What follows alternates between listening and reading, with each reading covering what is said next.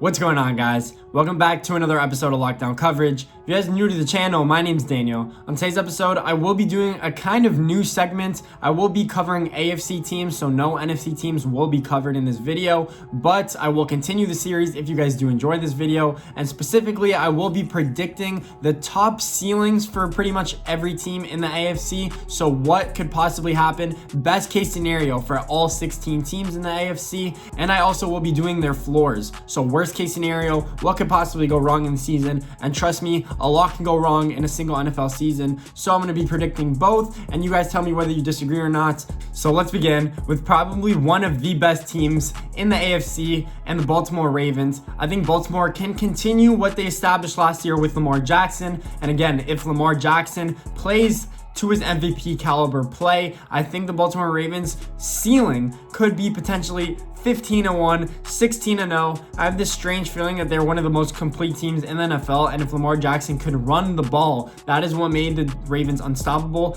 is when he was running the ball. He rushed for over 1,200 yards. No quarterback has probably ever done that. This is, again, a weird team, a weird offense that's hard to predict, especially if Lamar Jackson can continue throwing the ball really well. I see the Ravens ceiling being really, really high. Their low, I say, would be 9-7. That is if teams figure them out and they can't rush the ball as well. Lamar Jackson still struggles a bit throwing the ball. Their defense is top caliber, I think. The only way that they'll go under 10-6, in my opinion, is if their defense does not perform well or if they have injuries. But again, this list isn't because of injuries. So I think 9-7 is very unlikely. I actually predict them to go more than 11-5 down the road. That's my first team. Then my second team is a very interesting New England Patriots. I think the Patriots, again, with Cam Newton, he needs to establish that offense. He needs to know what he's doing under Bill Belichick's scheme. If he doesn't, predict, and this is again their floor, I think the Patriots could go 5-11. They have a really low floor because if Cam Newton doesn't perform well, then what are they going to rely on? Jarrett Stidham? I don't think Jarrett Stidham has that high of a ceiling himself, not on the Patriots. But the Patriots defense as well did lose a lot of key pieces because of the corona and the opt-out. So I think that the Patriots ceiling could be 11-5 at best. That is if Cam Newton is the Cam Newton of old in Carolina. I think that's the only way they can continue to play and be in the playoffs. And the next team I do have on this list is the Kansas City Chiefs, defending Super Bowl champions.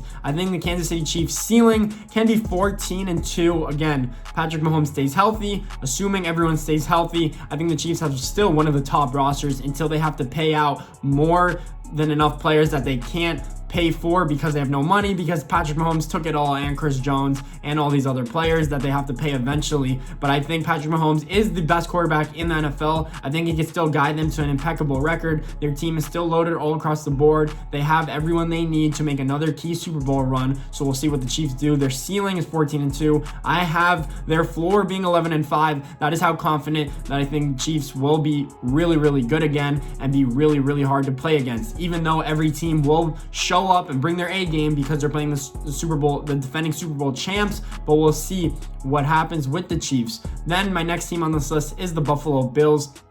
I think everyone is really high on Buffalo. I think everyone is really high on Josh Allen. We'll see again if Josh Allen can take a step forward, and the Bills might be able to compete and win that division for the first time in a gazillion years, because the Patriots have always won it. But the Bills have a great defense. The Bills also traded for Stephon Diggs, so their wide receiver core is probably top 5 in the NFL. They have a solid rushing game. Josh Allen is an explosive runner, which a lot of people didn't predict, and I think that gives the Bills an extra dimension to be really good. So I have their ceiling being 12-4 and winning the division. My floor for the Bills is them being 8-8. The only way I see them being 8-8 is if Josh Allen doesn't progress and he actually degresses. A lot of quarterbacks actually do that because they figure them out. Josh Allen has some accuracy concerns, so if he doesn't do that and he gets blitzed and he's not able to run because there's someone shadowing him, then I think he might have some troubles throwing the ball. The Bills offense might not do as well as they did last year, so that's what I have for the Bills offense.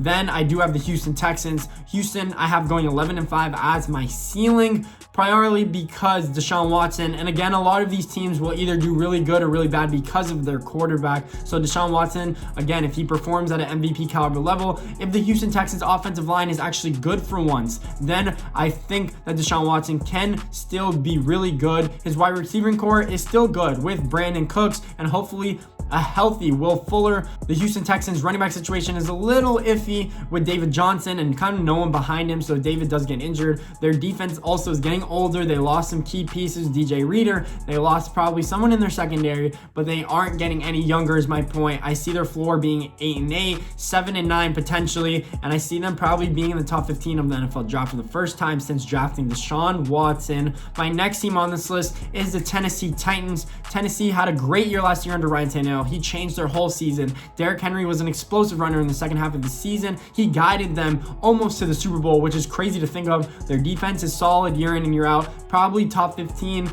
every year, but never top 5 because they don't have enough key explosive players on defense, in my opinion. They did lose some key players as well. They might sign Jadeveon Clowney. We'll see if they actually get him. That will drastically improve their pass rush. But I think the ceiling for the Titans would easily be 10-6. Again, if Derrick Henry runs the ball really well and Ryan Tannehill can continue his progression as a quarterback at age 32 years old, which I don't know why he didn't show any of that when he was on the Dolphins, which is a little strange. And I think that if they don't do that, then they won't finish the season that well. I think they'll go 9-7 as their floor. That's what I think for Tennessee. I have the Pittsburgh Steelers next on my list. Pittsburgh is a weird team because they have a fantastic defense. And again, I'm sorry I'm saying again so much, but Ben Roethlisberger is their most important key on offense because he obviously is their quarterback and he has not played in a year and he's old as hell. So we'll see if he could be the Big Ben of old, because if he could be, then they have Juju Smith and James Conner and a whole bunch of other pieces and Chase Claypool that they did draft from Notre Dame in the second round. I think if their offense can be even average and their defense can be like it was last year, they will be a great team. I think they could go 12-4 if that is what actually happens. Great defense, average offense. Big Ben stays healthy. Because he's good in the clutch moments, you're going to need a quarterback like that to guide you to the playoffs. I think their worst can be 8-8, and Big Ben is not the same Big Ben of old. That's the only way I see them missing the playoffs, in my opinion. The next team I actually do have on this list is the New York Jets. New York, not high on Sam Darnold, not high on Adam Gase. I'm a Dolphin fan, so I had to deal with Adam Gase for 3 years before he actually got fired. I don't know why the Jets hired him. Maybe because he's a quarterback guru whisperer, even though he barely has done anything. Made the playoff 1 year, looked terrible as the Jets head coach his first year. I think Sam Darnold is a good quarterback, but I don't have faith in that system that he's in. They have Le'Veon Bell. They really don't have anyone that good at wide receiver.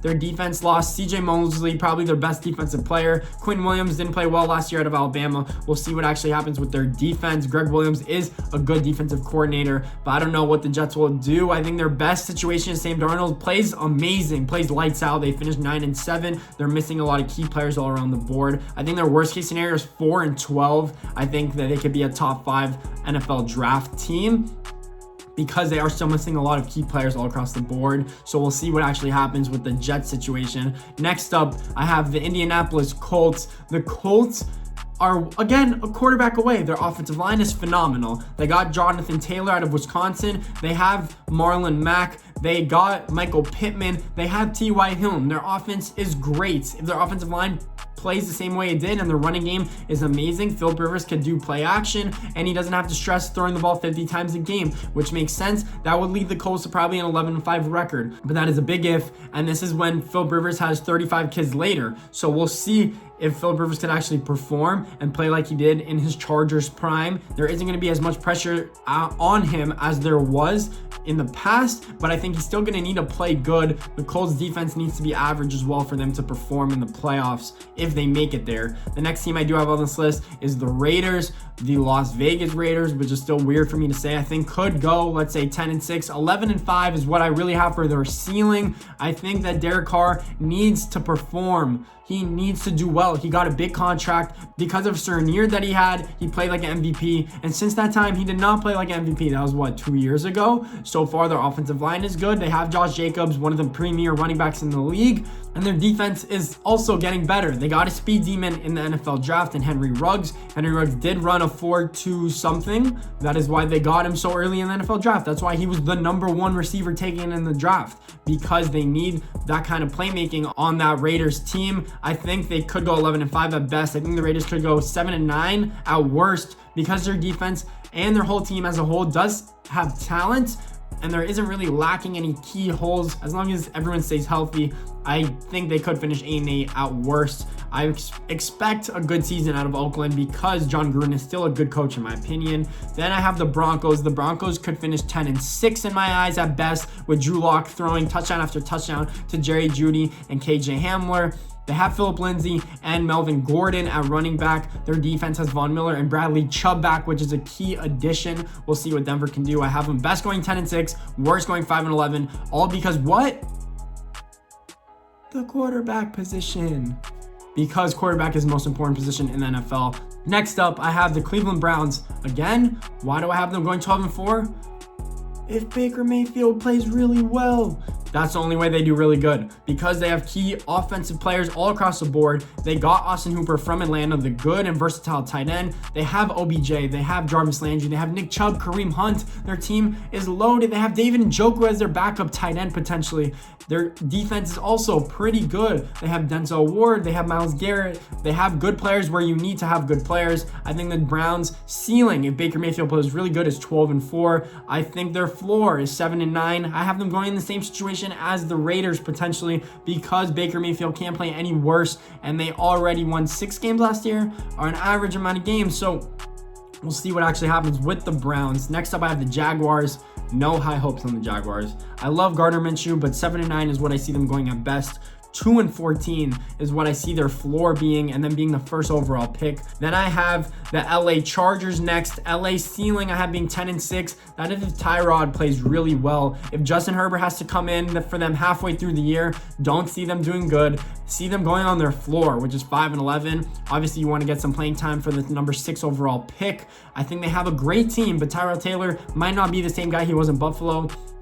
And if he isn't, then I don't think he can carry them to a 10-6 record. He needs to be that Tyrod Taylor Buffalo guy for them to go to the playoffs, in my opinion, even though their roster is loaded, and I love their roster and their secondary and pass rush especially, which is big. My next team and my second to last team is the Miami Dolphins. I have them going 9-7 at best, and I'm a Dolphins fan, so I'm thinking realistic expectations. I'm not going to say the Dolphins are going 14-2. I don't think it's possible, but I do think they could go 9-7 with Fitzmagic, and that is if he plays the whole season. And I don't think if Tua plays, they actually will do well, just because if Tua comes in, then that means Fitzmagic wasn't playing well, and if Fitzmagic isn't playing well and the offensive line is playing awful, then you don't want to put Tua in and risk injury. So if we make the playoffs, Fitzmagic and our offensive line, the Miami Dolphins offensive line, has to be phenomenal, and they have to go 9-7. That is a drastic change from going 5-11 with a team that everyone thought was going to go 0-16 last year. So I have faith in Brian Flores to actually put this team in a good position. Their worst situation, I see them going 6-10. We'll actually see if Tua plays at all. I hope he does, because I do want to see him on the field. I barely get to see him in any training camp footage. And my last team on this list is the Cincinnati Bengals. I think Cincinnati could go 9-7 as well with their ceiling. Joe Burrow looks like he's ready and poised to be the next great NFL quarterback. He has AJ Green, he has Tyler Boyd, and he has even John Ross and other playmakers across the board, T. Higgins that they drafted in the second round. So their offense is loaded. They have Joe Mixon in the backfield. I think that the key pieces around Joe Burrow are there. Their defense is what's lacking, and their offensive line. If Joe Burrow's on his ass for most of the game, then don't anticipate them to do so well. And if he is on his ass the whole game, then anticipate them to go 4-12, 5-11, because he doesn't have time to go through his progressions or throw the ball. He might struggle a little bit. Offensive line is what the Bengals are really lacking. And again, if you guys like this video, please make sure to leave a thumbs up and subscribe. Leave some comments below. Let me know what you guys think of what I said, what I'm predicting. I will do another video. I will transfer over to the NFC if you guys like it, and do the other 16 teams in the NFL. Thanks for watching, guys. Appreciate all of you.